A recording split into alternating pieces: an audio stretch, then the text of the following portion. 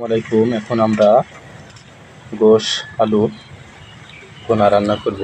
কড়াতে থেকে আমরা তেল দেওয়ার প্রস্তুতি নিচ্ছি। তেল দিয়ে দিলাম, বাটা মশলা দিয়ে দেবো। এখানে একত্রে কয়েকটা মশলা আছে, পেঁয়াজ, রসুন, আদা, জিরা, এলাচ, সবগুলো বেটে একবারে তেলের উপর দিয়ে দিলাম। দিয়ে এখানে রেখে কমপ্লিট করব।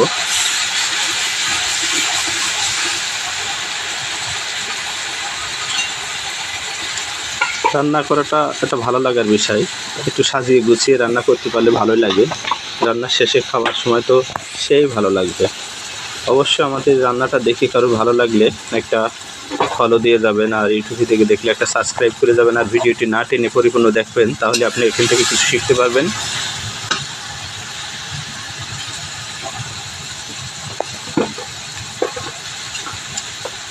এবার আমরা কিছু হলুদ দিয়ে দেব, ঝালের গুঁড়া দিয়ে দিলাম, ধনের গুঁড়া দিয়ে দিলাম, একটু লবণ দিয়ে দিলাম। এবার একত্রে মশলাগুলা আবার মিশিয়ে দেবো। আপনারা প্রথমত মশলাটা এভাবে তৈরি করে নেবেন। অত্যন্ত সহজ কাজ। হালকা একটু পানি দিয়ে দেবো, লুজ পানি।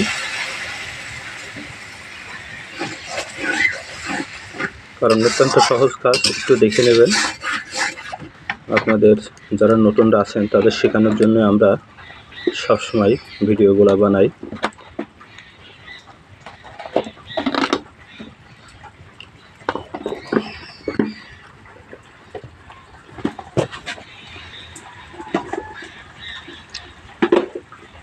আস্তে আস্তে ফুটে গেলে আমরা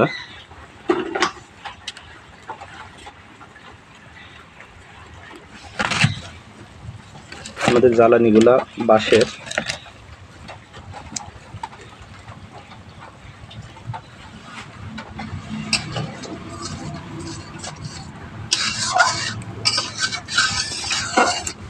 তোমায় দেখলে মনে হয় হাজার বছর আগে বুঝি ছিল পরিচয়।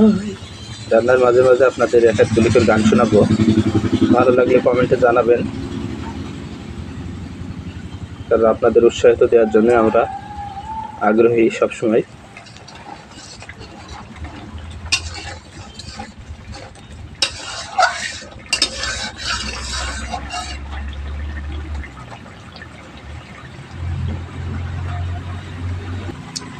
দেখেন, দেখতে পাচ্ছেন মশলা থেকে তেল ছেড়ে দিয়েছে।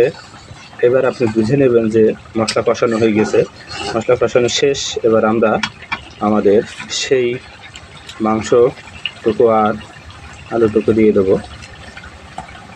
বারবারই বলি, আপনার যতটুকু লাগবে ততটুকু রান্না করবেন, অতিরিক্ত ব্যয় করবেন না। অতিরিক্ত ব্যয় সমাজ, রাষ্ট্র, পরিবার প্রত্যেকের জন্যই সমস্যাজনক।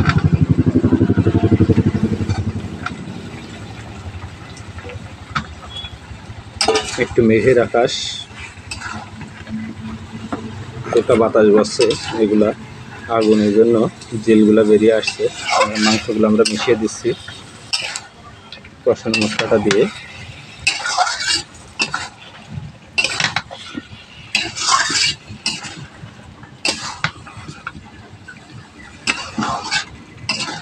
প্রথম থেকে আপনারা যেভাবে দেখছেন এইভাবেই রান্না করবেন, যথেষ্ট সুন্দর হবে রান্না করা।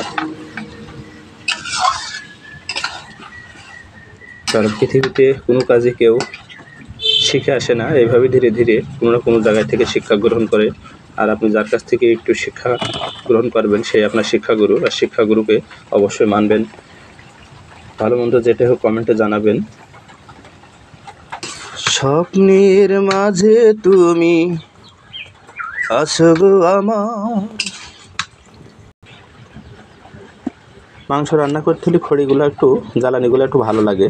আর এইগুলো আমাদের মূলত থাকে, আমরা গ্রামে বাড়ি প্রচুর থাকে, দেখতেই পাচ্ছেন। আপনাদের জ্বালানি আমরা যে স্টক করে রাখি, আমাদের স্টক জ্বালানিগুলো আপনাদের একদিন অন্য ভিডিওতে দেখাবো।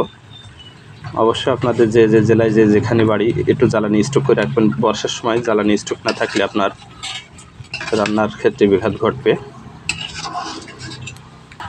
মাংসের মশলাগুলো আমরা নেড়ে চেড়ে কমপ্লিট করে এখন মাংসের যে এক্সট্রা পানি থাকে শুকিয়ে যাচ্ছে। এবার আমরা কিছু লুজ পানি দিয়ে দেবো। মাংস কষানো শেষ।